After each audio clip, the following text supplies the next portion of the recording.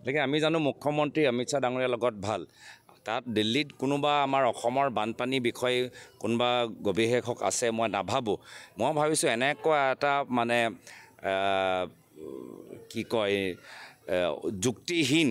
তৰ্কহীন এটা পৰামৰ্শ মুখ্যমন্ত্ৰীহে দিব পাৰে তেওঁলোকৰ কথাবোৰো তৰ্কহীন তেওঁলোকৰ কথাবোৰো যুক্তিহীন এনেধৰণৰ যুক্তিহীন পৰামৰ্শ কেন্দ্ৰীয় গৃহমন্ত্ৰী অমিত শ্বাহক হিমন্ত বিশ্ব শৰ্মা ডাঙৰীয়াহে দিব পাৰে কোনোবা বেলেগে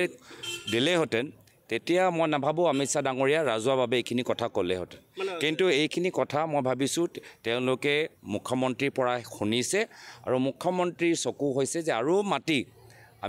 এই ধৰণৰ এইবোৰ চব আঁচনিৰ যোগেদি আৰু মাটি আমি কেনেকৈ তেওঁলোকৰ কিছু ভাল ঘৰৰ মানুহক আমি দিব পাৰোঁ তেওঁলোকৰ নামত ল'ব পাৰোঁ মাটি কেলেংকাৰীৰ জৰিয়তে এটা নতুন পৰামৰ্শ নতুন পৰিকল্পনা আমি কেন্দ্ৰীয় গৃহমন্ত্ৰীৰ পৰা আমি শুনিবলৈ পাইছোঁ আকৌ মই কৈছোঁ অসমীয়া ৰাইজে আমাৰ মুখ্যমন্ত্ৰীৰ কথাৰ ওপৰতো হাঁহিছেই আৰু অসমীয়া ৰাইজে তাতকৈ আৰু বেছি আমাৰ গৃহমন্ত্ৰীয়ে 50টা পুখুৰীৰ ওপৰত হাঁহিছে তো হাঁহি লগা কামবোৰ নকৰিব গুৰুত্ব সহকাৰে আজি ইয়াত অসমত আহি দেখাওক যে কেনেকৈ পুখুৰী খান্দিলে আমাৰ মহামাৰা অঞ্চলবোৰ বানপানীৰ পৰা মুক্ত হ'ব